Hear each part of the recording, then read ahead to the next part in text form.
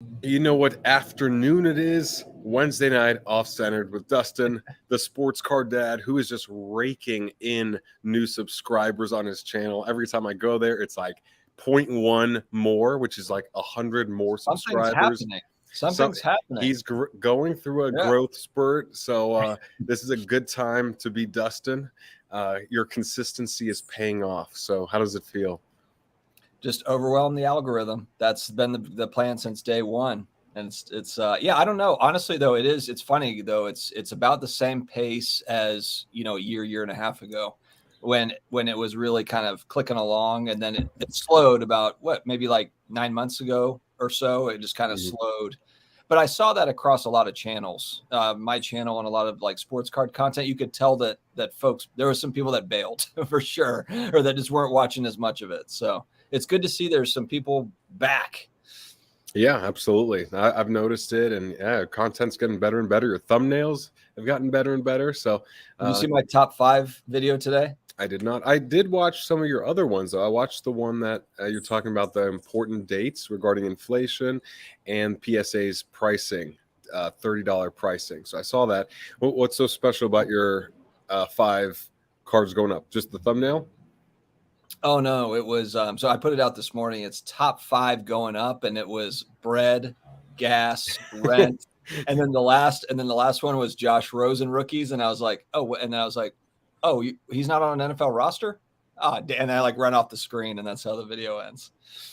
Awesome, that's funny. It's 2 minutes long, so take the time. Take the time. There you go. Well, then you're getting that that audience retention number up when it's only 2 minutes long. But anyway, guys, great to see you in the chat. Let's say hi to some of y'all. Brian Sherland in the house. Go Bucks. Go Lightning. Ryan McClanahan needs the Bob Ross hair. Who's Bob Ross? It's a painter guy. Bob Ross. The guy with the kind of like the big, like the afro-looking hair, and he paints. Yeah. He's the 70s guy. Okay. So it's a bit before my time. I've seen hit references, but his stuff. Okay, gotcha. He's a legend. Gotcha. Good to see you, Corey, as well. Troy, I sent your cards out. Yeah, if anyone, okay, Mark Horowitz, I still need your address. Real Asset Collection, still need your address. And GD, I still need your address. The Comeback Card Investor at gmail.com. Subject, rip and wax giveaway, and then throw your address in there. Next time, it's going to have to be continental U.S. only, because Troy, I spent $15 sending your $9 worth of cards up to Canada. I don't know why you have to live in Canada. It's and I really wish, I really wish in terms of like customs, it was overseas only, not just like, can't we just do something where it's like you're literally going across a border, and I think most Canadians live within 50 miles of the border. It's like, can't we work out something that's a bit easier than custom forms and all this? And $15, while it was only $5 to send it to Brendan Ryan in Tennessee, I'm like, that's just more of a sign of things that could get better for the whole hobby. Where and talk about the eBay vault, where maybe that'll be a part of it, where maybe it'll be a bit better for internationals not having to deal with some of these fees and shipping charges. But yeah, good to see you. Great to see you, Blake. Philly Joe in the house. Steve Splenda, new name. Oh, but you guys aren't even in LA. I mean, like, I saw a gas station that was like over $8 a gallon. So I don't know what.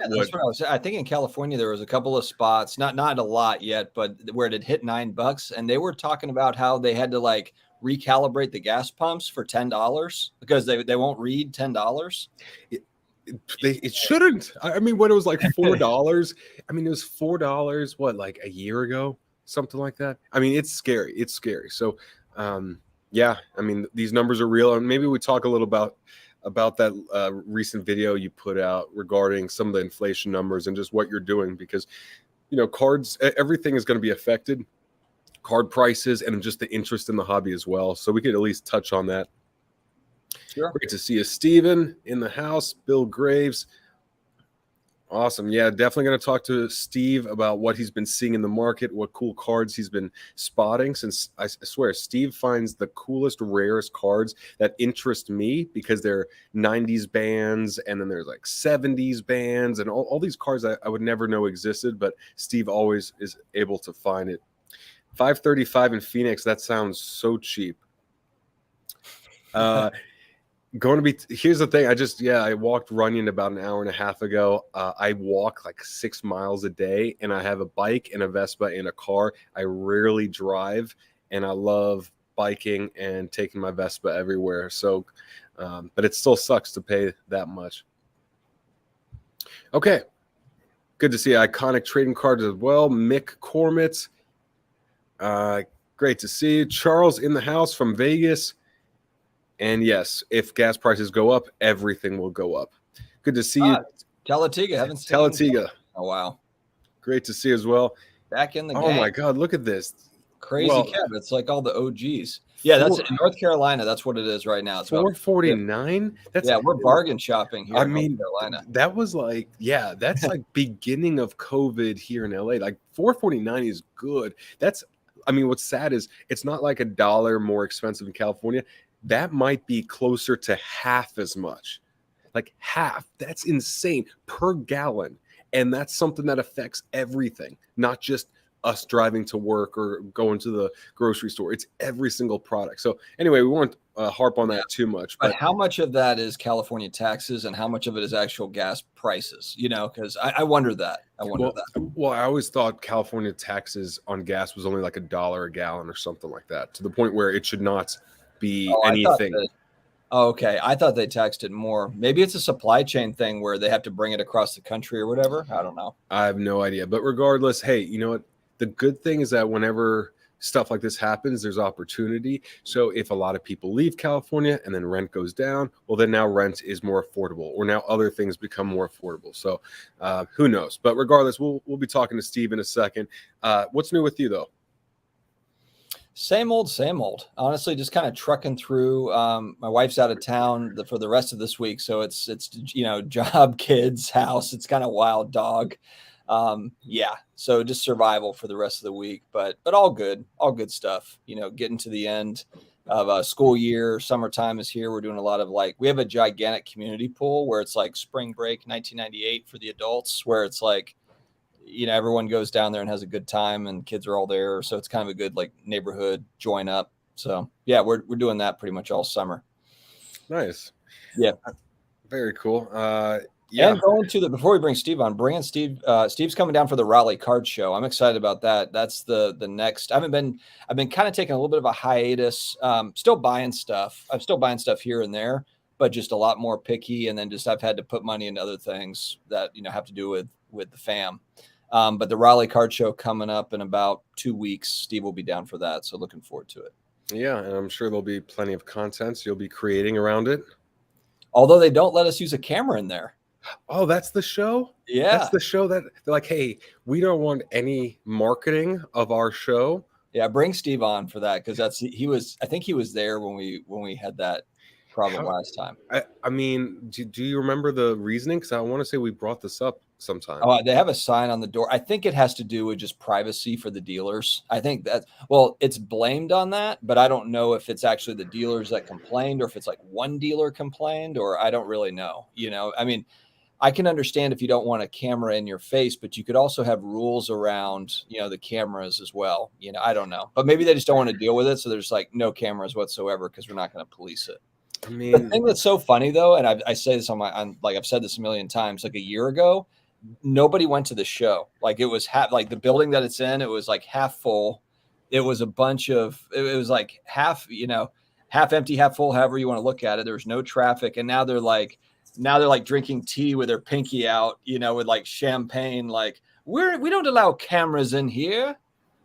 It's just kind of funny. Do they sound like that? Is that the accent they make? Yeah, kind of something like that. No cameras in here. They're all British. Weird. Yeah, kind of. Yeah, old school. Yeah, really. Very fancy. Okay.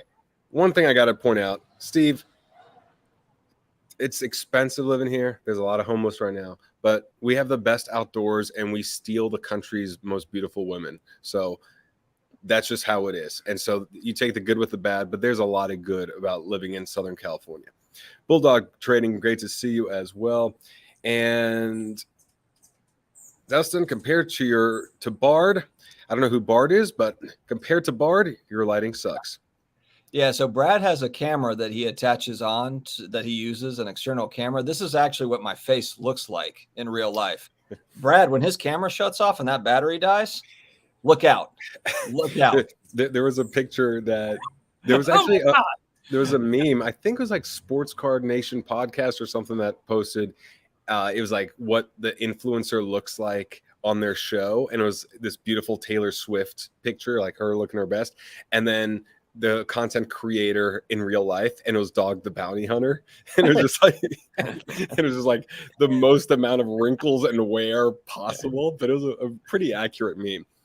Yeah, fair enough. All right, bring Steve on for real. We're 10 minutes in. There are women everywhere, but they ain't Southern California women. I'm telling you that. Well, trust me, I'll give you a tour. Anyway, Steve, great to have you, man. How's everything going?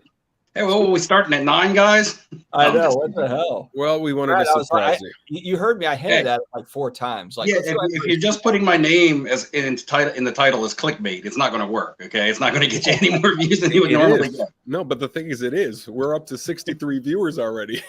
Yeah, man, I was like, man, they asked me to be on Off Centered. I was like, man, times are really desperate right now. Things are really bad. But now I'm just kind of.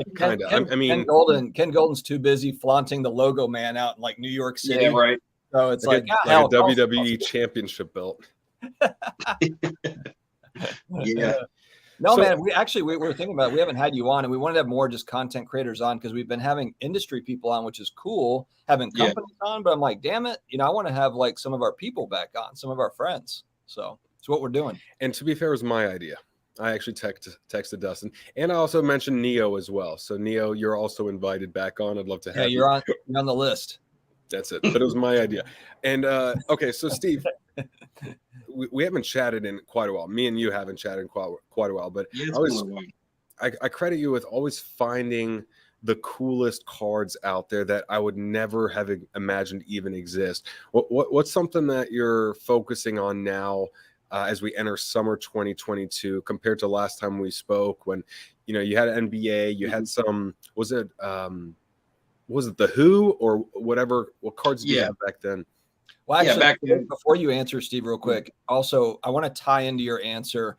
Are you still kind of are you trying to kind of do off-season buying? So it's like, you're buying, football now to sell later, or basketball for later, or have you kind of like gotten rid of that and you're just doing something different? Just if you could tie that all together. Yeah, well, really quickly to sum that one up is I never really bought on or off season. The funny thing is I always bought and sold based on what was going on at the casino where I work. I always looked at, I get to see casino numbers. So I know when we have big drops, small drops, that means how much cash we're bringing in on a daily basis or a monthly basis. And when we're having a lot of cash coming in every month, I'm not talking about win-loss. I'm just talking about people willing to gamble. That's when I was like, this is when I want to sell, because people are spending their money on leisure, or they're spending their money on the gamble, or whatever it is they're thinking they like to spend their money on. And then when the times when we weren't getting that type of money in, typically around summertime, around this time of the year, because just like with sports cards, when we talked about COVID going away and people having other things to do, people gamble less in the summer, at least where I live. People tend to spend more time at the beach. They do other things. We're more busy, definitely around tax time, and definitely between the months of, say, September and November. We slow down around Christmas as well. Then we really kick ass from January to like April. Then we slow back down for the summer. So I always gauge my buying and selling around that. If people aren't spending money in the casino, then I was buying cards. And if people were spending money in the casino, I was selling my cards. I didn't necessarily base it around the seasons, ins and outs. And price point is always important anyway. So sometimes it doesn't matter what season it is. You might buy, you might only be shopping for football, but if you see a card at the right price point, you buy it, even if it's not a football card. You know what I mean? to the what am I buying, and it's still the same music stuff. Like Brad, you talked about, I had a Who sticker and a Rolling Stones, a bunch of others. I'm still constantly adding to that. That's the stuff that I love to buy. That's the most fun for me. That's the stuff I like to collect. It may go up in value, it may not. So that's the types of things that I like to buy. And it's fun because, like you said, it's stuff you don't know existed. And then when you see a card, you're like, wow, that's pretty neat. So I've always been the type of person that tends to buy things that you don't see that much, because if you don't see them that much, then that means they have a bit of rarity to them without actually having to have a serial number or something on it. I don't know if I had posted this card on Instagram. This was one of the most, I had picked up this Eddie Murphy, and I never knew that this card had existed. And this was out of a small deck called Rock and Bubble. And I always search Panini for Panini stickers, but there's so many oddball companies out there that made, and this is a 1986, and this is like his Beverly Hills Cop photo. This would be like a first card of Eddie Murphy. You know, I'm a big fan of Eddie Murphy. I love Trading Places. I love Coming to America. Yeah, you know, yeah, so America. I loved his Saturday Night Live skits, like almost all of them. I had the best of Eddie Murphy Saturday Night Live on VHS. So just cool stuff like that. I just recently got another Van Halen to try to grade better. My first one got a 4, but this is the 1985 Van Halen. This is the original lineup. What's the set on that? You got the Angus Young. This is 85. Is that Panini? Ah, okay. Yeah, and the thing you really want to look for is the back. That this black ink really fades out. Most of the time, that's what kills your grades if you're going to get them graded. So I didn't know Panini had an 85 smash hits, because it was 95 smash hits that I learned, and that has the Snoop Dogg, the Aaliyah, Oasis, Michael Jackson, a couple others, which when I found, I was like, oh, that's amazing. And a lot of them were cheap. Nirvana as well. That was, I think, the most expensive card was the Nirvana, but there's an 85 as well. Another popular one that came out of the Pro Set cards was U2, and a lot of people were buying the Pro Set junk wax stuff because of the U2 card. And then you find out there's an 85 U2 in that 85 smash hits. So see, I love that stuff. And I think you were the one that introduced me to the fact that those exist. And now I get more excited about what, maybe not, like, I know Zero Cool is kind of controversial just because the Gary V friends, and then some people weren't a big fan of the Jackass line, but what they could do with these bands, I mean, they have all the resources and they already see that there's interest in it. So they could just do it with, Justin Bieber can have a line, and I don't know, all these artists that maybe we like more than the pop artists, but that could all happen in a matter of years. Dustin, sorry, we cut you off. And also John Williams, shout out. Thank you so much for the $5 super chat. I was just going to say, I saw comments about Sean Kemp, and I was just thinking it'd be, and actually I did see one. I want to get one of those Sonics jerseys, those like 90s Sonics jerseys. Those are so damn cool. Just to go play, like pick up basketball in would be awesome. Those like Gary Payton, Sean Kemp, the old Supersonic ones. Well, even along that lines, I liked Kevin Durant, his rookie card and his second year card, because he was in the Supersonics jersey. And I just liked the Supersonics playing NBA Jams with Gary Payton and Sean Kemp. And then just the franchise, I think, has a crazy story, the way they like left town all of a sudden. And I've heard they're coming back. I don't know if that's just like rumors, but I heard that I keep hearing that. I wonder if there's something to it. If they bring another team back to Seattle, I hope it is the Supersonics and it is those colors, because I really thought the colors, the name, everything was just awesome. Like it's like you don't have to be a fan of the team per se, but you have to be a fan of the jersey. Yeah, agreed. Okay, so sorry. The other thing I wanted to mention, though, in terms of you study the market based on, not study the market, but you interpret whether it's a good time to buy or sell based on what you're seeing at the casino. I've never knew that or heard of that. So what's the overall trend line for a year? Because there's got to be a lot of consistency. Summer slow, and then the peak times are when school comes back in. Is it October? Is it September? And then is there a part that does not fit with the card market? Does it relate very closely, or are there times where you're like, well, there's a lot of money being spent at casinos, and yet this is still a time I want to buy? Yeah, it's similar. We're really slow from like Black Friday to New Year's.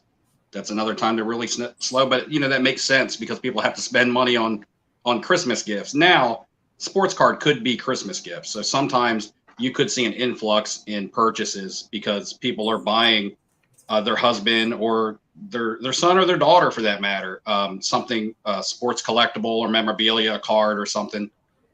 But that tends to be the time when people definitely don't tend to be spending their money on the blackjack tables, and then we pick up after New Year's. New Year's were kind of popular, definitely tax season, but that goes hand in hand with everybody having, or not, with lots of people having disposable income. So that's kind of a trend that you see across the board.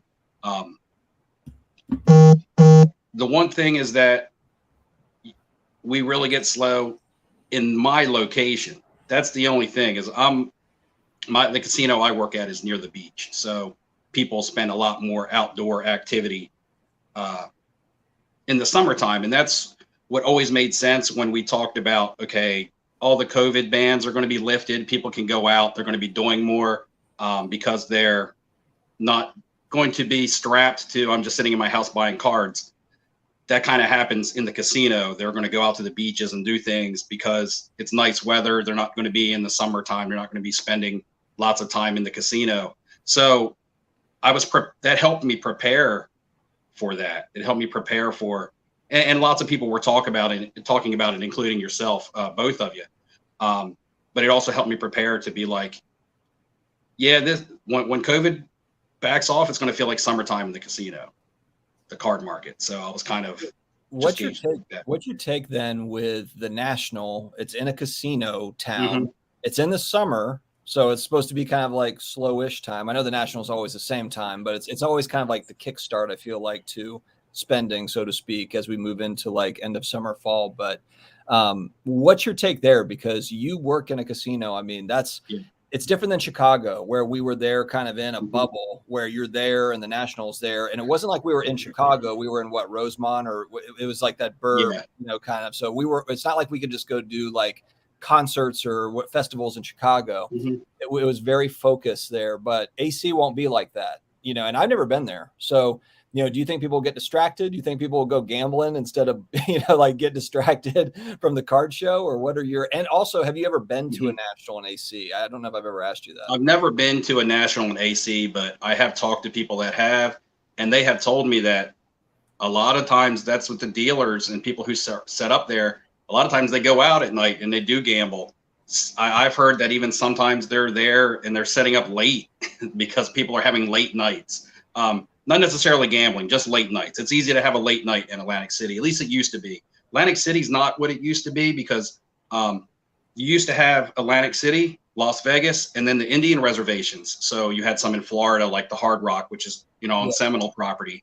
And out west in California, you had the boats in Mississippi and things like that. That's the only places people could gamble. Now casinos are popping up in all the states. So Atlantic City and Las Vegas, especially Atlantic City. Las Vegas has more to offer, but Atlantic City being primarily a gambling town that's why people would vacation there. It's lost a lot of its luster from a vacationing standpoint. Some of the big time casinos have shut down, not only shut down, some of the buildings have been destroyed. There is a beach there, but people tend to travel further south actually to where I live, which is about an extra hour and a half south because the Atlantic City beaches aren't considered to be very luxurious. Now you do have people who still go to those beaches. There is things to do. There's a boardwalk with lots and stuff to do, but it's not what it used to be. So when you think about Atlantic City and what you used to see in movies, it's not that anymore.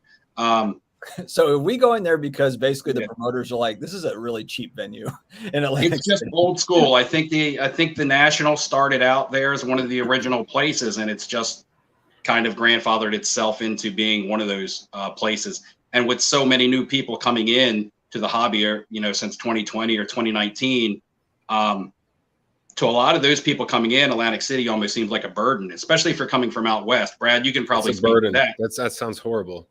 Yeah, vacationing in New Jersey. Are you serious? And the problem, the problem with the timing is it's the last weekend of July, which is the busiest weekend/week other than July 4th in Atlantic City. Also here where I live. The last week of July and July 4th are the busiest beach weeks, and vacationers and tourists coming in. And that created a lot of problems, I think, for accommodations. If Atlantic City wasn't as big as it was with so many casinos and resort hotels, there wouldn't have been a place to stay in Atlantic City within 30 minutes of the convention center. However, these hotels are probably going to see more business than they've seen in a long time. But you see, they booked up really quickly, and that wasn't because of the National. A lot of people are thinking, man, everything's sold out. This National is going to be huge. That's not. I'm going to say 75% of these hotel bookings are people who have had their vacations booked, since last year. Mm. So what's your goal or your mindset entering this National versus last year? With the knowledge you have, of maybe what will it be? Hey, I want to just enjoy it more, or I'm really targeting moving a lot of my inventory, or, especially because you just have to assume it's going to be bigger, right? The last National was massive, but you just have to assume it's going to be more vendors, more noise, more crowd. And, like taking that into consideration, what's your mindset going in? Last year, my mindset going in was I wanted to go in with like 8 to 10 really, really high-end cards and try to move them. I found out really quickly, and this was my first National was last year. I found out really quickly that was tough to do. That's the first time I really dabbled in the high-end. These cards have no comps. The National last year was the first time I ever did that. I decided to do it at the biggest card show. So building in, I was buying $2,000, $3,000 cards, which on a lot of people's spectrum is not a big card. To me, that's a big card. So, and I was like, man, because I got to take stuff to the National no one else has. Because, right, if you're going to the National, everything's there. You guys have seen it. It's just a matter of finding it because it's so big. But you want to have cards that you don't see in every showcase. That's typically the case with every card show now. So really, my plan for the National is no different than any other show. I just want to go there with cards that I think have a little bit of specialness to them, cards that you don't see every day, and cards that people feel safe to buy. Right now, I think safety is a big word. Okay, so how about this? For anyone watching that will be at the National, what are some of the cards you're probably going to bring, just in case some of these cards might interest you? I mean, hey, there might be a potential buyer, Dustin. Okay. Actually, I do end up buying a lot of cards off Steve, so fair enough. I mean, last year's National, the popularity was around young quarterbacks. Going into the NFL season, it was July. You saw crazy sales of Josh Allen. Baker Mayfield was probably one of the top 3 most popular last year. Herbert. Sam Darnold was popular because he had just been moved. Jacob Eason got hot the one day because Carson Wentz got injured. So, still a lot of hype was built in. A lot of that hype in the hobby has come out. But I believe that a lot of people that went to the National last year and saw that said, man, young quarterbacks were flying. They were the most liquid. That's what you wanted to have. That's what everybody wanted last year. If everybody's going to look at that trend from last year and try to take that mindset into this year's National, then everybody's going to be trying to do the same thing. I don't want to do what everybody else is trying to do. That's always been my take. So I might go there, and Kyler Murray, who was really popular last year, and Josh Allen, I'm sure his cards are going to be selling. Patrick Mahomes, these guys, they're going to be popular. There's going to be a lot of buzz around the NFL season started, but you're going to have a lot of competition. You're going to have a lot of people trying to move the types of cards that you're trying to move. And it may not be the exact same card. It may be I might have a Josh Allen RPA and somebody else might have a different Josh Allen RPA, but we're competing for the same buyer, for somebody looking for that stuff. And when the stuff is so expensive, there's only so much, money to go around for people looking to buy that type of stuff. So I'm just kind of staying in my own little corner. I'm buying some different stuff. And I'm not talking different like alternative sports. I am not alternative sports, but non-sports. I am buying a lot of non-sports, but I won't be taking that stuff to the National with me. Maybe 4 or 5 cards, but not my case of non-sports. I won't be taking that to the National with me. In fact, my Zion case went from being the extra large 4 rows to this little baby 2-row one now. And I just picked this up to come to Raleigh because I don't want to bring my big 4 case with me.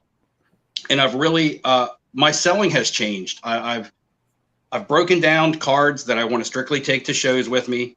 I've separated out slabs and I want to consign. I wasn't consigning this time last year. I've been consigning, over the last, 4 or 5 months. So there's stuff that I can buy in bulk and consign and not have to worry about it because I can't list and sell every card. Who are you consigning with? I've been consigning with DC Sports 87. Is that what it is? Or 86? Because they're close. They're close to me. They're only about an hour away. So Yeah, good. Yeah.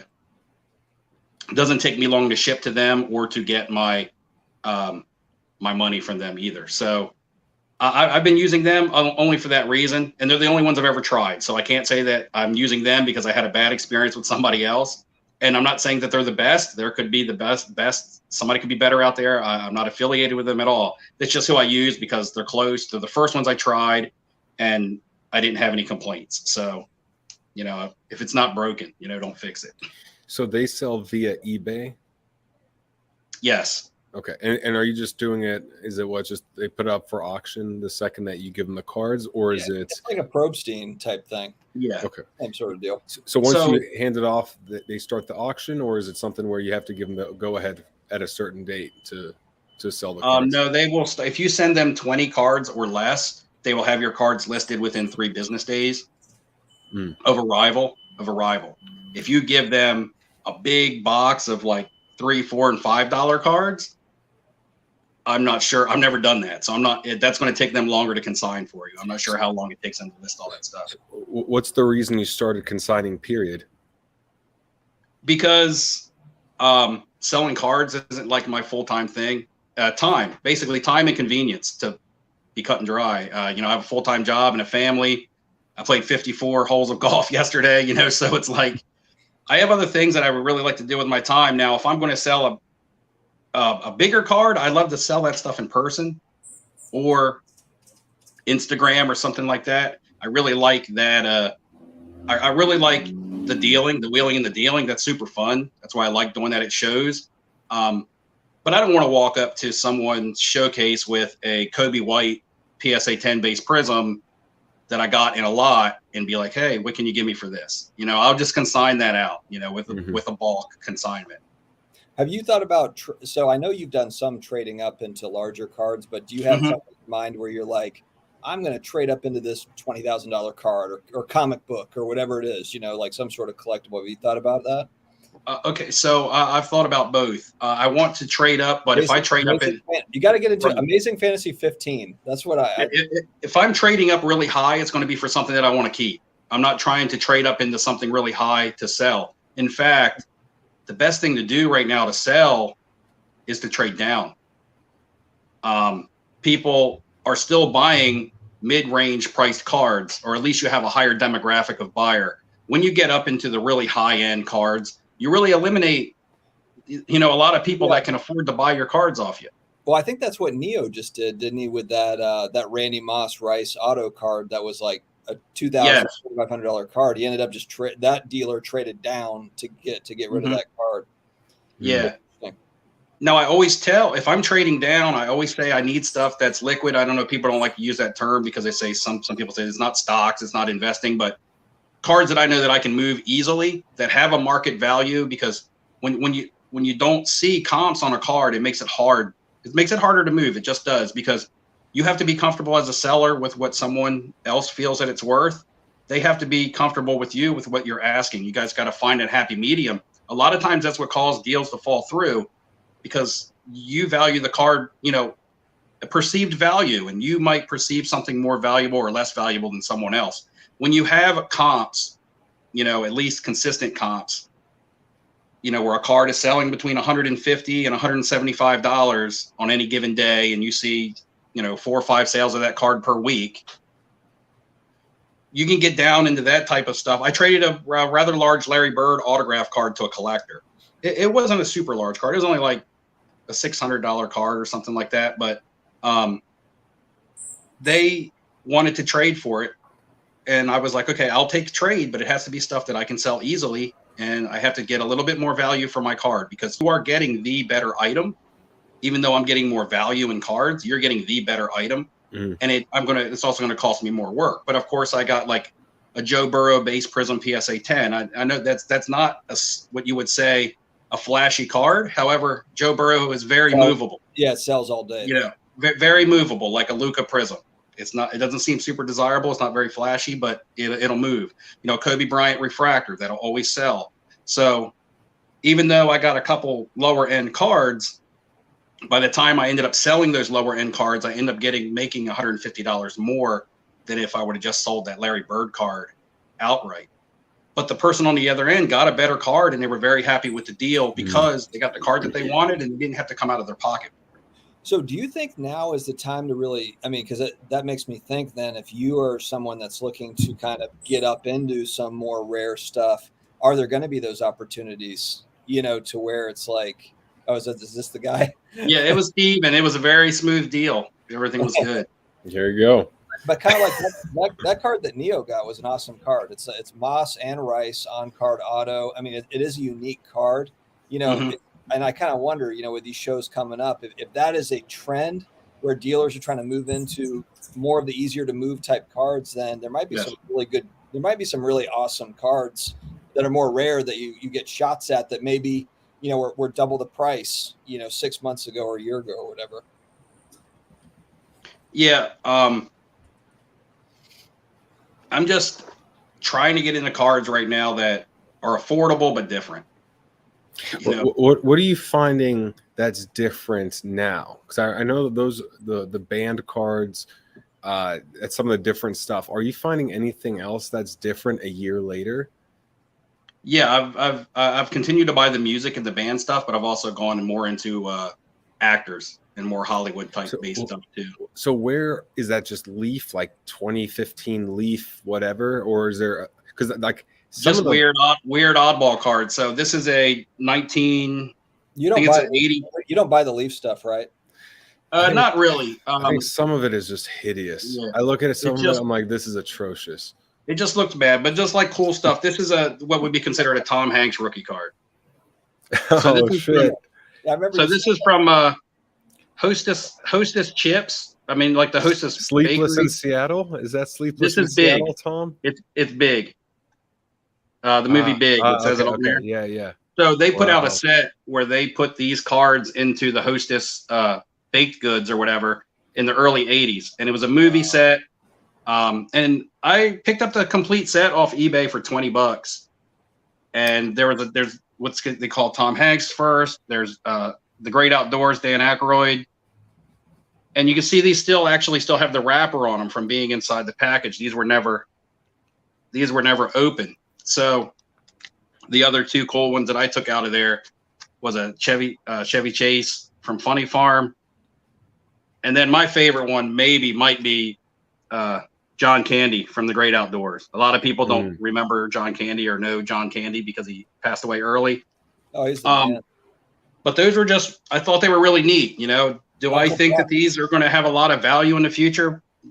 That, you know, I don't know. That's not my thought. I just thought that they were really cool. Never seen them. I saw the Tom Hanks started, and that's what happened. You fall down a rabbit hole. I was like, I saw a Tom Hanks graded SGC. Somebody got graded by SGC, and I was like, I would like to buy one of those to maybe grade myself.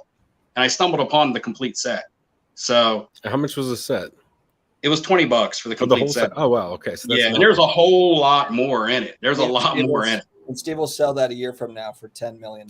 There's even like the first Freddy Krueger card in there. It says Nightmare on Elm Street. He's standing there in his sweater with his knives. Oh, I'd love to have like a Johnny Depp, Edward Scissorhands card. That would be sick. Auto, I almost bought a Scream. So it was a Scream card, and it was Skeet Ulrich signed it. And I was like, man, it was $80, which it's not a lot of money, but I was just like, man, I don't know, for 80, like if it was $50, I would have pulled the trigger. But I just thought that was really cool. It's like the original, you know. James Gandolfini, like he just said, Tony Soprano. James Gandolfini has some autographed cards and some sets, but they are very expensive. He had a Don Russ Fans of the Game auto, but that card sells upwards of like $2K now. The one thing too I've noticed with that celebrity stuff, kind of exactly what you're talking about, is people are already speccing on that stuff. You can tell like exactly what you're talking about, like the Sopranos cards that are $2,000. I guarantee 2 years ago that was like a $50 card. You know, everyone got ahead of it or whatever. I'm going to guess it had the the passing away effect, like we see it in sports cards, then people say, oh, well, Tony, James Gandolfini won't be signing anything else. And he probably has lots of really good signed memorabilia out there from movies or sets or whatever, like set stuff. When I say set, I mean like a movie set, not like a card set. So question for you, actually, just because you brought that up. I was thinking about movie memorabilia because there's so much cool stuff of that at auction all the time. And then I'm thinking about that Logo Man LeBron jersey where I saw someone show like the actual jersey from the finals sold for like 70 grand. And then the Logo Man little card that's got a piece of a jersey is, the bidding starts at 500,000. Like, in the future, is it going to make sense to have that memorabilia or to have a little card that's got some memorabilia on it? Like I'm kind of torn on it because it's like some of that stuff doesn't make any sense. It depends. It depends on what you're looking to do with it, because remember, first and foremost, we're card collectors, right? So that's why we gravitate towards the cards I could get an autographed basketball of Kobe Bryant, or I could get a Kobe Bryant on-card auto. To us, it's like we talk about it all the time. What's one of the best things we like to do with our cards in our collection? We love to share it with people. We love to show it to our friends. We like to show it, however we do it on our platforms. We like to show our collection. It's kind of hard to carry around an autographed basketball or a jersey. So that's the point. It's about the convenience, I believe. And Judson said the same thing in the chat. He said it just takes up too much space. So I get that. I understand that point. That makes sense to me. But let's just say we're operating as like investors, okay? Because if you're spending $500,000 on a card on a LeBron James triple Logo Man, yeah, you might like the look of that card and to show your friends. But in reality, though, you're thinking like, I'm going to sell it for $1 million, or I'm going to hold that. It's going to be worth more down the road. I mean, unless I guess you're Nat Turner, who he has said that he doesn't care if the cards are worthless. I don't know if I believe him on that he would still buy it if the cards were worthless. I don't know if I really believe him. But my point is that if you've got that cash, I would just have a wicked storage, I'd have like a whole like building built for my memorabilia or something. You know what I mean? Like, I don't know. It just like those price differences are so dramatic is my point. Yeah, so I showed a card on one of my videos a couple of weeks ago, and it was a Hank Aaron bat knob card. It was an autograph, and it was also a bat knob. It legitimately, they had cut the bat knob off of a game-used Hank Aaron bat. Now, it's terrible to destroy the bat. That could have been something in history. Then again, where was the bat used? What game was it? Was it significant? I don't know. Right. Would I rather have a full game-used bat of Hank Aaron signed hanging over my mantle or something like that? Yes, I would. But for the sake of, and I'm sure you're able to be able to share and to show to other people, I think the card is also awesome because it's not just a bat. It's a bat, it's a photo, and it's an autograph all in one. So you're getting like the trifecta. Some people collect 8x10 autos. Some people collect, gloves, balls, bats, whatever, jerseys. Brad, but you're getting the jersey, the auto, and the photo all together in one, which is also a little bit more appealing. And you're getting it in a pint size, in a pint size. Steve, everybody always used to hold that thought.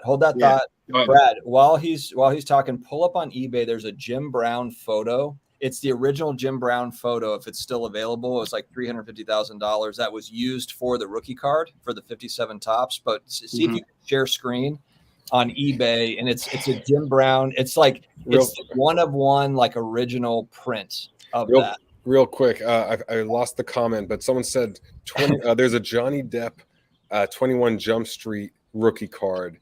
And I had to look it up, and I had no idea, and that's super cool. And I totally it looks like the card that's on the box. Actually, I think they consider the full. Which one's him? Is that him?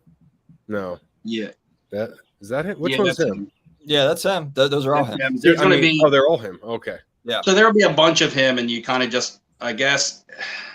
Like with the first 1977 Star Wars set, there's a bunch of Luke Skywalker cards in that set. However, card number 1 is considered to be the one because it's the first one.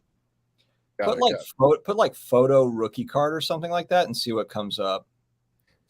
Yeah, you have to tell me what I'm looking for. Because this is basically like the original picture that was used for his. Keep going. I'm not seeing it. I'm not seeing it yet. It's literally like it's a picture that somebody took that was used for that 57 Topps rookie. You might have something back here. Should I put 57? Yeah, put 57, and it might not be up anymore. I don't know. Yeah, go put 57 Topps and see what comes up. Okay. Nothing. All right, go back up. Search original Jim Brown original photo. Jim Brown.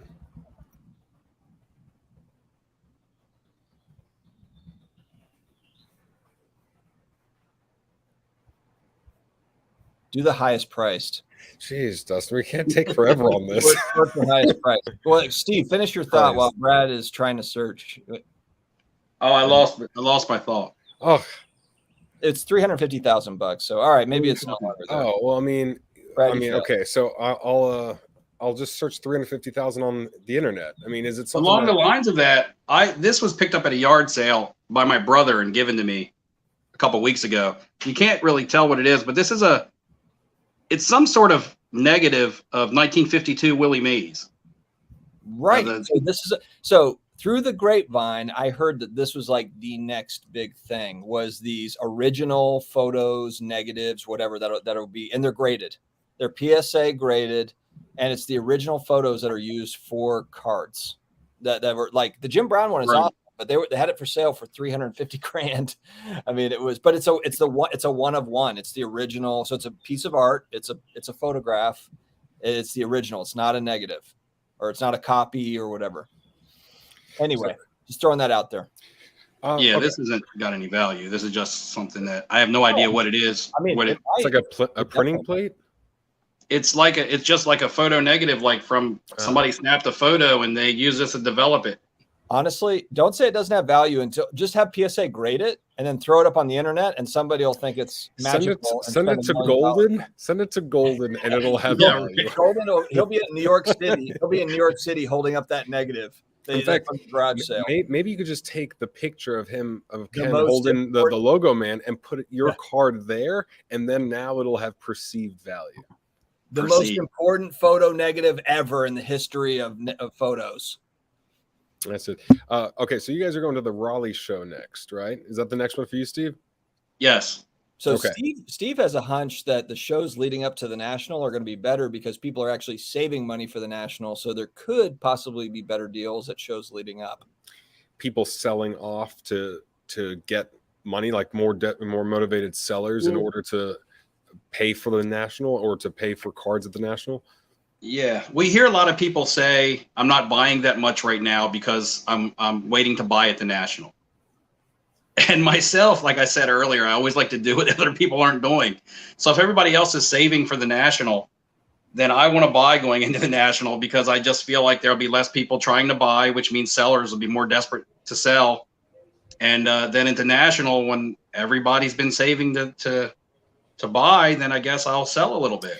Do you think there are deals at the National when the cost of being there is so expensive for vendors as well as for every attendee? Because I mean, like even from California, I don't think I'm going to be going just because when I did the cost, it was like almost $2,000 with $900 flight, Ubers, hotels, and I'm like, wow, that's almost $2,000 just to be there for 3 days, 4 days. Mm-hmm.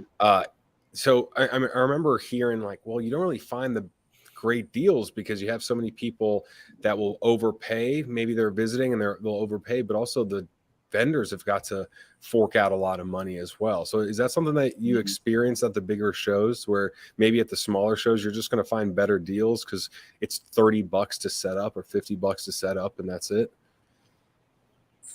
Yeah, I feel like at a place like the National where there's lots and lots of people, yeah, there is more vendors, so they are competing with each other to sell. But if they're all selling something different and they have a lot more buyers, then they have a lot more people competing. So I feel like they don't tend to come down on their prices as much. Plus, like you said, they do have to move inventory because like you said, it's not cheap to set up at the National. I talked to someone who has a couple tables and they told me how much they spent. And I was like, are you kidding me? I mean, they got to sell some cards. Do you know what it is like roughly for a table at the National? somebody told me for their setup, and I don't know how big it is, that they were already in $4,000 on their tables, like 2 tables maybe.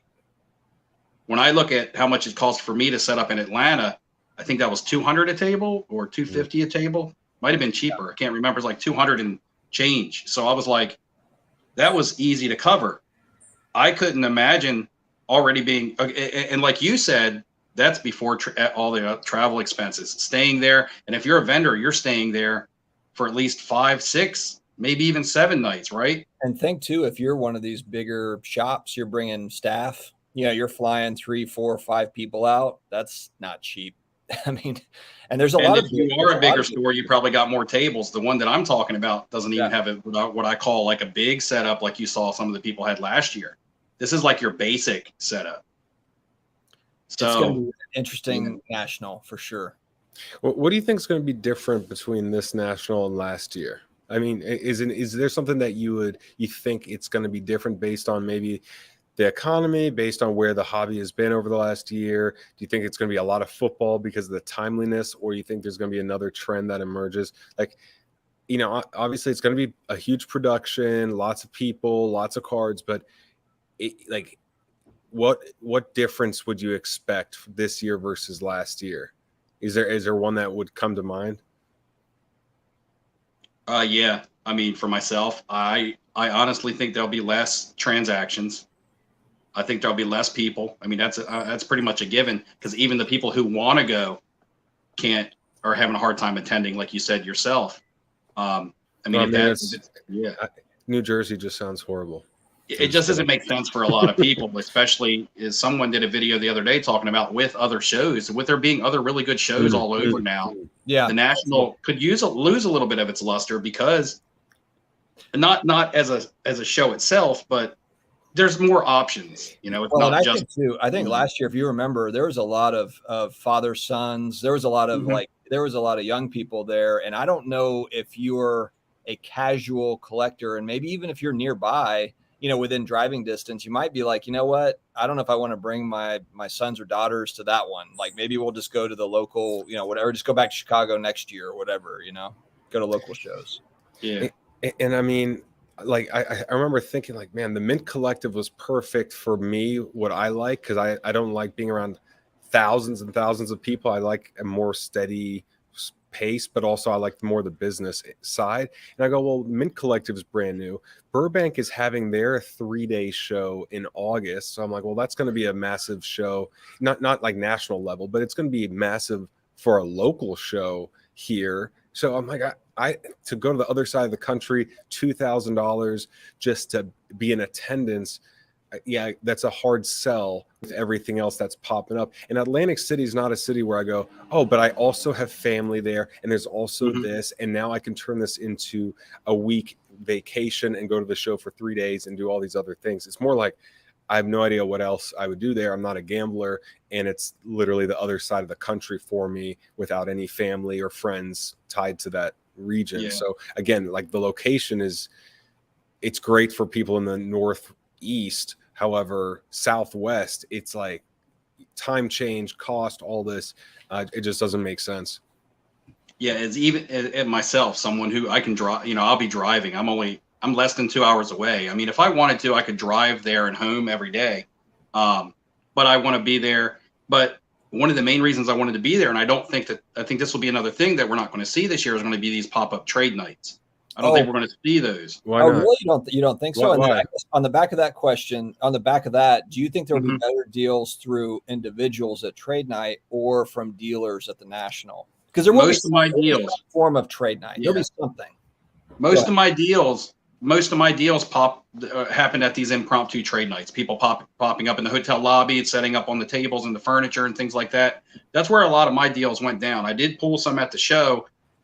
I was so overwhelmed at the show that I kept finding cards that I liked, and I was like, I'll come back and get that. And then I would go to the next table and be like, oh, I like that. I'll come back. You know what I mean? I didn't want to spend and buy a bunch of stuff and then not find something that I really wanted and not be able to get it. And by that, I just kept losing track of everything. I didn't go there with a plan last year. I'm not going to go there with a plan this year, because if I go there with a plan, then I can't just enjoy it for what it is. I really want to do a lot of looking, things like that. Most of my deals will probably go down individually with other people that I know at a trade night. You know, there will be organized trade nights, but I'm talking about the pop-up, impromptu, crazy trade nights like we saw at the Lowe's Hotel. I don't think that's going to happen in Atlantic City. And even as someone that's close, I can drive to Atlantic City, I would rather have this had to have been in Chicago. I would, and it would have probably even cost me less money, even tacking on airfare, because I would have saved on the hotel in comparison to what I had to pay to stay in Atlantic City. So even as someone that's close here, I would have rather for this to have been in Chicago, just so it would have been better for everyone. I think it would have been better for the experience. I think it would have been a little bit cheaper. It's easier to get in and out of there. There's not even a direct airport to Atlantic City. You gotta fly into Philly. I think you're right. I think a lot of the West Coast will not come to the show, like what you were saying, Brad. I mean, I think that a lot of them won't. And I mean, we're dealing with $8 a gallon gas here. So the idea of like saying, all right, you know, to a $900 flight across the country, it's just, you have to think twice about it, right? I mean, and again, it's versus a 4-hour drive to Vegas, $100 flight to Vegas, more shows, more quality regional shows. You're like, is it really worth it? And for some people it is, but definitely a lot of people, it's like, you know what? Let's wait for that Burbank show in end of August. That's going to be good enough, and that's a 30-minute drive, you know, $10 cost versus a $2,000 cost. So I mean, trust me, I didn't want to not go, but the more I thought about it, the more I'm like, well, it's a $2,000 cost of entry. You know, that's not really that good. Real quick though, you said you don't believe trade nights are going to be a thing, and what's the reason behind that? I don't think they're going to be like they were there, because it was kind of like, I don't want to say controlled chaos, but they were a little bit chaotic, especially people. You know, these hotel lobbies, you remember, you went through there with your camera, Brad. They were just, people were just packed into the lobbies, pulling furniture from conference rooms and setting up tables. These are hotel casinos. So first of all, you're probably going to have some sort of age limit. You're going to have intensified security. This is not going to be like Lowe's Hotel might have a security guard walking around the garage. This is going to be full security teams. They're going to cater to the people who are there to spend money in the casino.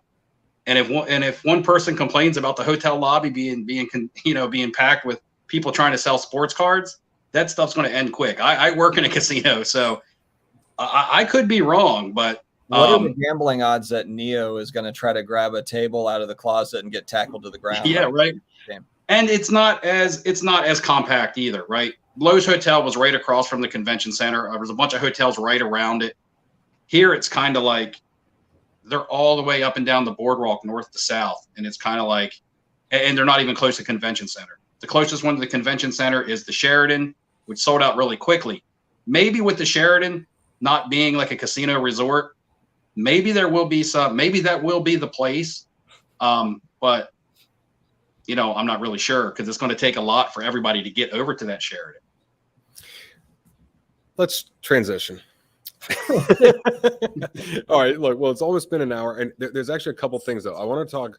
We touched briefly on eBay Vault. I'm not sure, we don't have all the facts yet, but Dustin, you reported on it from Neo's video, and I haven't made my 30-minute video yet. But you haven't made your reaction video to Neo's video, but eBay launched its vault, and what they're offering, let me see if I got this straight. What they're offering is 0 seller fees for this rest of the year if you decide to vault your card in their vault the card that you buy with them, correct? You can sell that card again for the rest of this year. Now, it doesn't mean you don't have seller fees on other cards. It's just the cards that you buy and send to the vault. That if you sell a card that's in your vault, you don't pay any seller fees, which is a big swing because eBay has arguably, and it's $750 minimum. So to me, I just kind of took that as like, and we talked about it before the stream, is just we're going to try to take market share from Golden and PWCC right out of the gate, because that's kind of I would say that's really their bread and butter, is 750 and above would be. And what are the buy sell fees on those sites? A lot more than 0 and 3%. So eBay is just trying to snatch up market share, and they're big enough, $60 billion company. They're big enough to do it. They'll just say, screw it. You know? So who do you think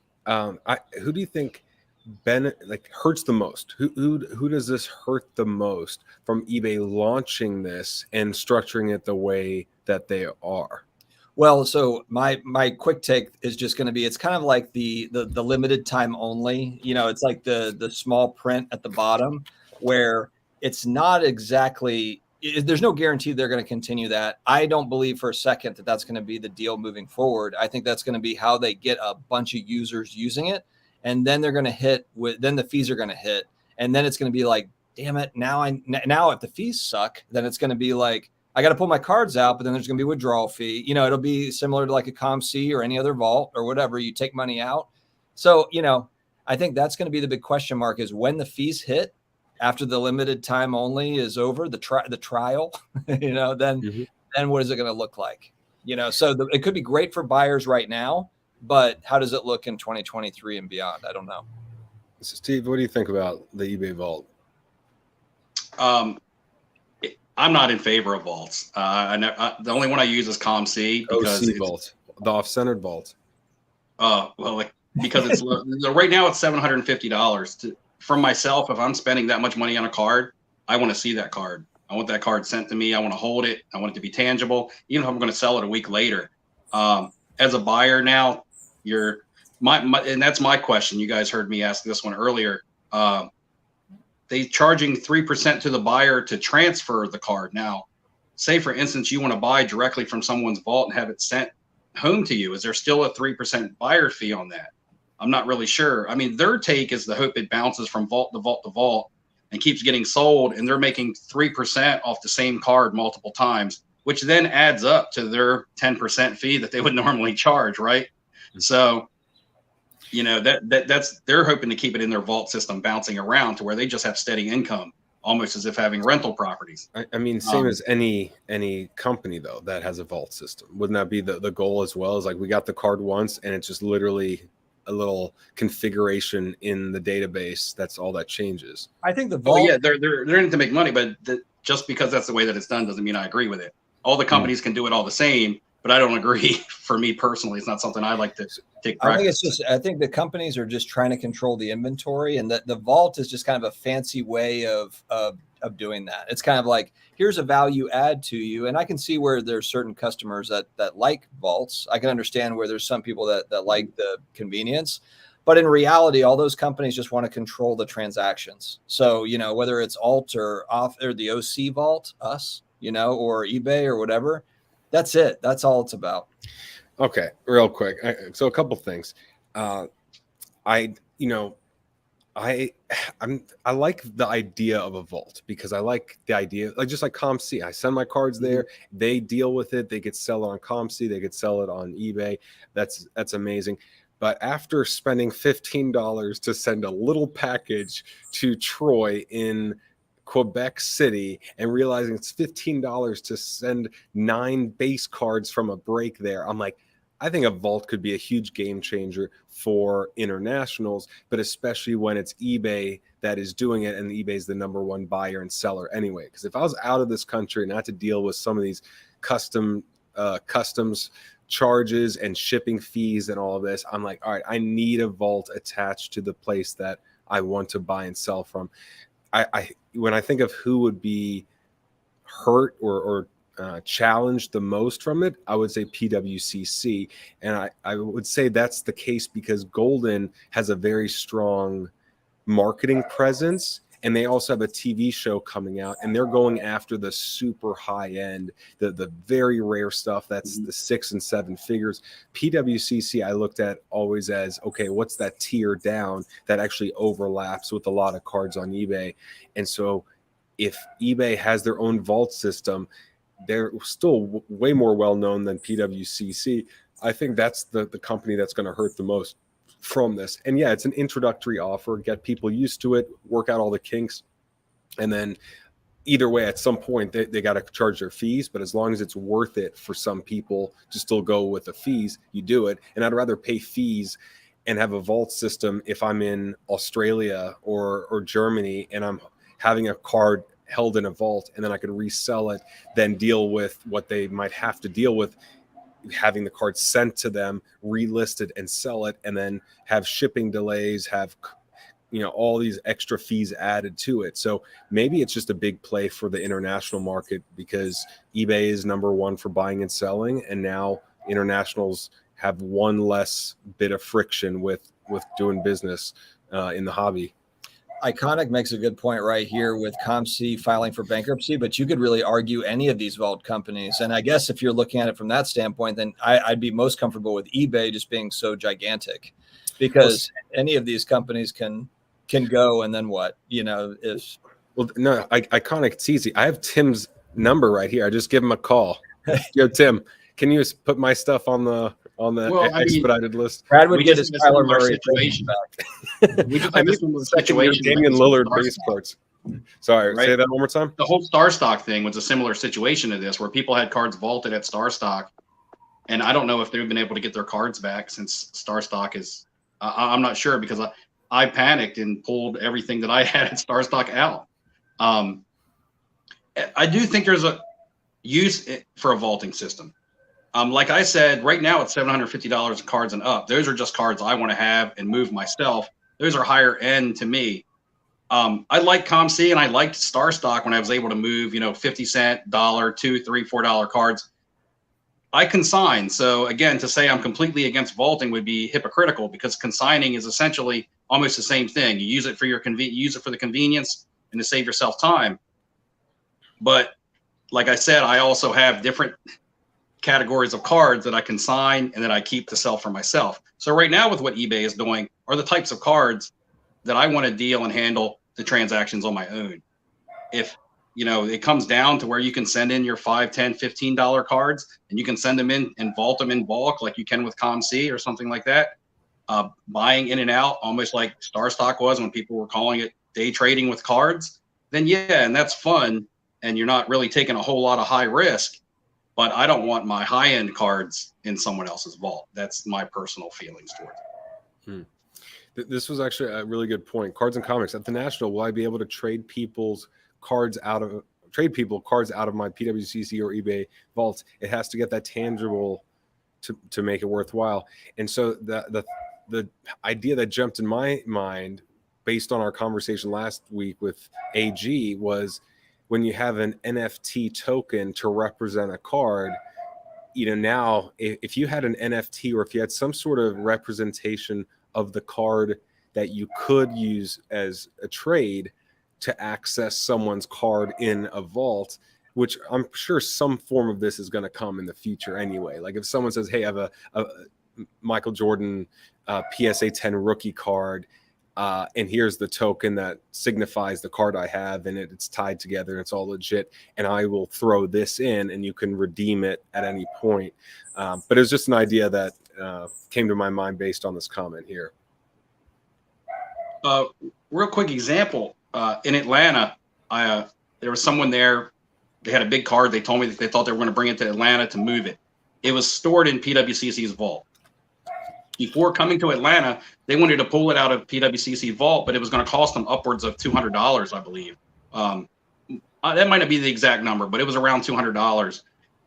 And so they didn't bring it. They didn't get it out. And I was like, oh, man, I kind of wanted to see the card. And they were like, well, if I brought it to Atlanta, because ultimately this card had no market value. It was very rare. So they were going to run it on auction, let the auction decide what it was worth.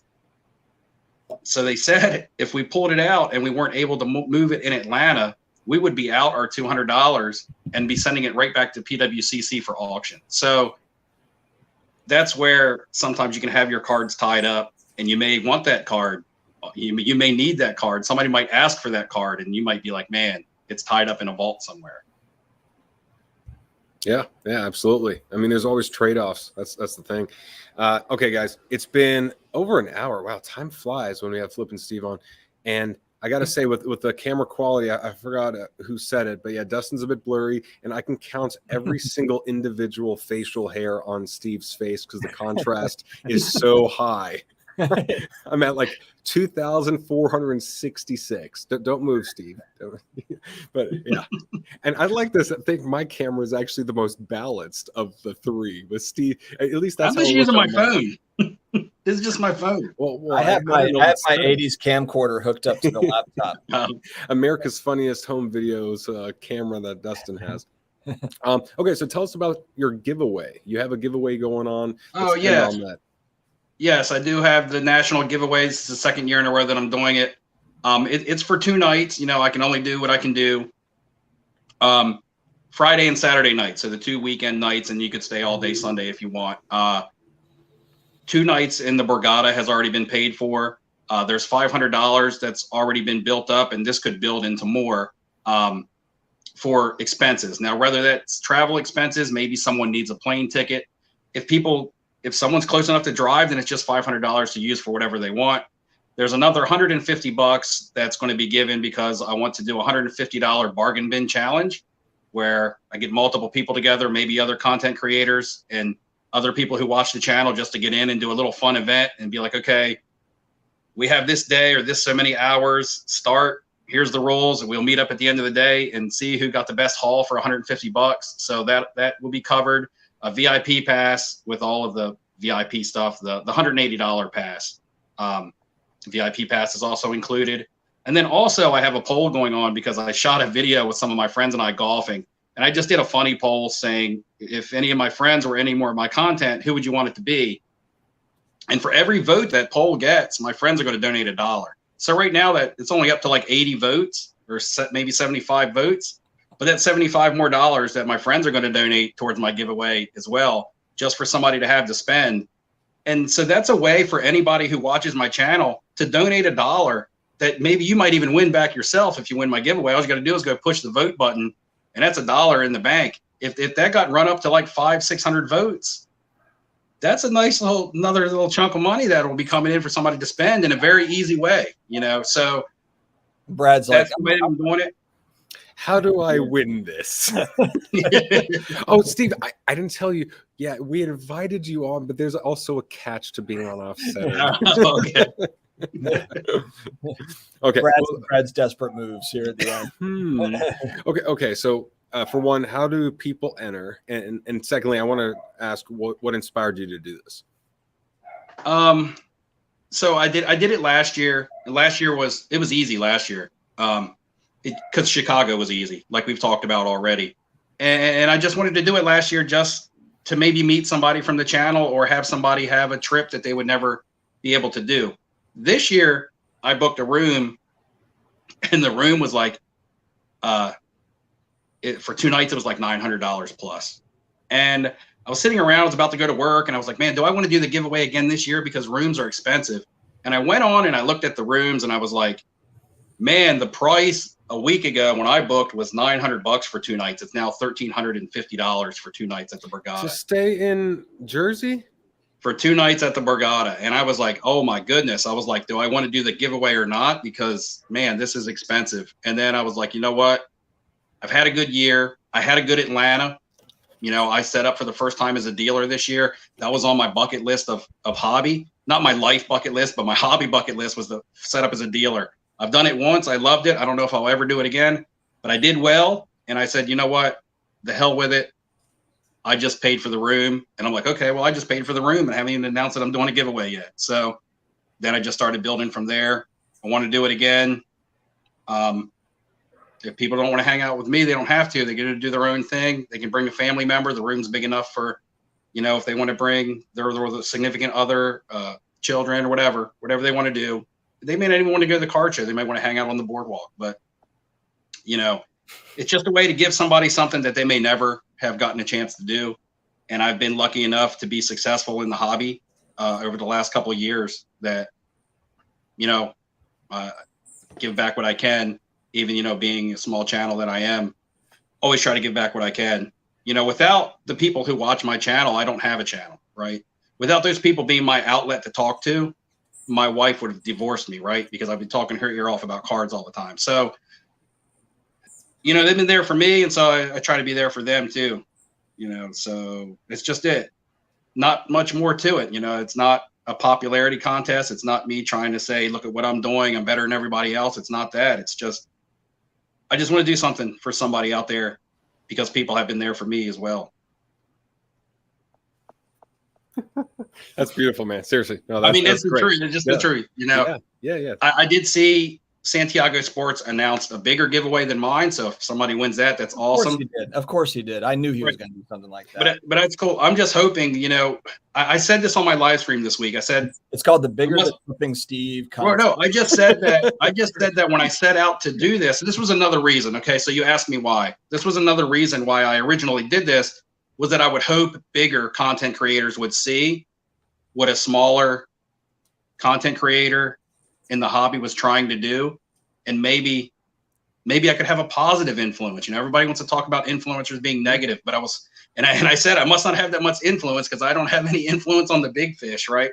So it's like, if someone, I don't want to say names or anything. I like to use a name as an example, but like Sports Card Investor, I'm just using him as an example. I'm not pointing him out, but people on his level.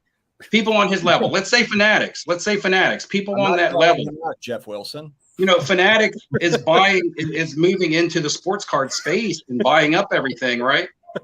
I'm not saying any names, but it rhymes with Meth Pilsen. Well, I mean, I'm trying to use somebody as an example. All I'm saying is that if I can do it, somebody else we know can do it. Also, Steve, Francesco just said, I heard SCI is giving away a cruise for his 1 millionth subscriber. So that's his catch. Is he's like, I'm going to give you something amazing as long as you invite 900,000 people to subscribe. And actually, it's not giving away a cruise; it's a cruise ship. So he's actually giving away the entire boat. Cruise ship. Top that, Steve. Maybe I can win his cruise. Maybe I can win his cruise. And if he's giving away a cruise, it's a free cruise that he already negotiated himself. Maybe I can win his cruise. But I'm just saying, some of the bigger fish out there, PSA or Fanatics, or people who are really got their hand in the hobby. If they said, "Hey, a small YouTube content creator can send somebody to the national and maybe make their year for them in a tough time during inflation, when a lot of people can't afford to send themselves, you know, they could write it off. You know what I mean? They could use it as a tax write-off. It just is like, I don't know. Yeah. Well, there's a lot of times it baffles my mind. Yeah, I 100% really cool. Agree. Most people don't go to the national. I mean, to be honest, like 4 years ago when I got back into the hobby, the national wasn't even on my radar. I didn't know anything about it, you know. So there's a lot of people that would never go to the show if you were not offering that. You know, that's kind of I think you've said it on your channel. It can be like once in a lifetime opportunity because A, hard to afford, and B, it's just, you know, it's not necessarily, you know, when you think about vacation and everything, people are going to, you know, if your spouse, unless they're really into cards, they might not, or girlfriend, boyfriend, whatever, they're not going to be hopped up to go to Atlantic City for the Nationals. It's a really good way to kind of, you know, to do that. So it's awesome. And so how do people enter? Where do you want to direct them to? Mainly, I put out like one video a week. Sometimes I pop up and I do a live drive, which is when I'm talking on my way to work. And I'll just talk about stuff. And then on my Monday night live streams, I basically just ask questions. I'd be like, hey, what card did I show in that video? Hey, who's my favorite band? Everybody knows that. I'm not wearing the hat because it'd be a dead giveaway. It's right behind you, actually, right? I will say though, you have asked you have asked some questions, Steve. It's Dan Marino. I've been there where you're like, a year and a half ago on my live stream, people are like, no, everything from this week. I think I entered 9 people this week, and everything was from content from the week leading into Monday. It was only 2 videos. I had a live. I did it. It was only 2 videos, and that was pretty much it. I just asked questions, and then I'll do a video this week, and Monday night I'll ask questions because I do honestly want someone who is interested in the content to win. You know what I mean? I'm gonna go ahead and put that out there. You know, why should I give away a big? It's already over $2,000 prize package when you're adding everything up. Why do I want to give that away to somebody who doesn't even watch the content? You know. So why do I get the feeling like Brad is going to be on his other account, like come back, you know, not the comeback card investor. No, I'm going to have another account. Peth Milson. I heard you've been talking crap about me, Steve. Brad was all 9 entrants last week. He would all just do with different names. It was all 9. I'm gonna edit this part out of the video so no one else has instructions. It's just gonna cut The off. video ends. So how do they enter, Steve? And then that's it. Credits. Tell us about your giveaway. That's it. Yeah, right. Just cut. Anyway, good stuff. Steve, we appreciate you coming on, and Thanks for having me. and thanks for doing this giveaway. Someone out there is going to win and going to be very thoroughly grateful. talked everybody out of the national between Brad's negativity, Steve's, and my Hey, for anybody that was on the fence. So, hey, look, the cost is just, hey, AC, get your prices down, and then of course inflation and flights and all that you can't really control. It's just, it is what it is. But maybe someone out there that's on the fence, watch Steve's content. Maybe you win the trip, and that's even better. So there you go. So all right, it worked. Now Charles isn't going. Dude, you live in Vegas. Just have fun in Vegas. You'll be fine. Going. All right, guys. Thanks so much for watching. Enjoy the NBA game and go Lightning. Can't wait for game 5. Yes. Steve's like, can we get off because the Celtics are playing? That's his team. So he's like, all right, I'm ready. Oh no, I'm not. I don't even like to watch because I think I jinx them sometimes. Good stuff. Fair enough. We'll end it right there. All right, guys. Thanks so much. See you next week.